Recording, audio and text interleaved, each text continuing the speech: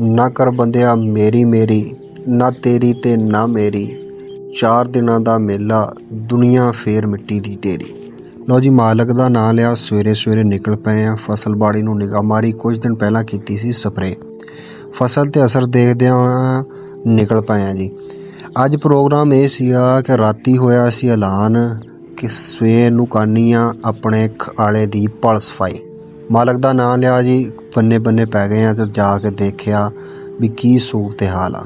ਉੱਥੇ ਪਹੁੰਚੇ ਤਾਂ ਪਤਾ ਲੱਗਾ ਜੀ ਬੰਦੇ ਥੋੜ੍ਹੇ ਆਏ ਆ। ਕੁਛ ਬੰਦੇ ਦਿਲ ਛੱਡੀ ਬੈਠੇ ਤੇ ਕੁਛ ਬੰਦੇ ਗੁੱਸਾ ਕੀਤੀ ਬੈਠੇ। ਗੁੱਸਾ ਬਣਦਾ ਵੀ ਹੈ ਜੀ, ਸਾਲ ਛਮਾਈ ਪਿੱਛੇ ਇਹ ਕੰਮ ਹੁੰਦਾ। ਲੋਕੀ ਉੱਥੇ ਵੀ ਹੱਟ ਧਰਮੀ ਕਰਦੇ ਆ, ਮੌਕੇ 'ਤੇ ਪਹੁੰਚਦੇ ਨਹੀਂ ਹੈਗੇ। ਆਖਰ ਜੀ ਖੋਤੇ ਤੋਂ ਡਿੱਗੀ ਤੇ ਗੁੱਸਾ ਘਮਾਰ ਤੇ ਖਾਲਾ ਨਵਾਂ ਬਣਾਓ ਜੀ। ਖਾਲੇ ਦਾ ਲੈਵਲ ਹੈ ਨਹੀਂ ਗਾ।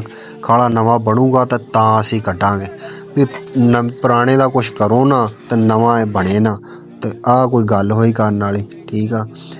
ਤੇ ਖੈਰ ਉਹਨਾਂ ਬੰਦਿਆਂ ਦਾ ਵੀ ਮਿਹਰਬਾਨੀ ਜਿਨ੍ਹਾਂ ਨੇ ਗੱਲਬਾਤ ਸੁਣਾਈ, ਸਾਰਿਆਂ ਨੂੰ ਰਾਜੀ ਕਰਕੇ ਤੋਰਿਆ। ਖੈਰ ਮਾਲਕ ਦਾ ਨਾਂ ਲੈ ਕੇ ਬੰਦੇ ਜਤੀ ਸਤੀ ਹੋ ਕੇ ਜੁਟ ਪਏ ਆ ਜੀ। ਇੱਥੇ ਤੁਸੀਂ ਦੇਖ ਰਹੇ ਹੋ ਵੀਡੀਓ ਦੇ ਵਿੱਚ ਵੀ ਇੱਥੋਂ ਪਹੁੰਚੇ ਆ ਜੀ। ਫਿਰ ਖਾਲ ਬੰਨਿਆਂ ਦੇ ਨਾਲ ਨਾਲ ਜਿਹੜੇ ਕੋਈ ਬੂਟੇ ਸੀ ਉਹ ਸਾੜੇ, ਕੰਮ ਨਿਬੇੜਿਆ ਤਾਂ ਘਰੋਂ ਘਰੀ।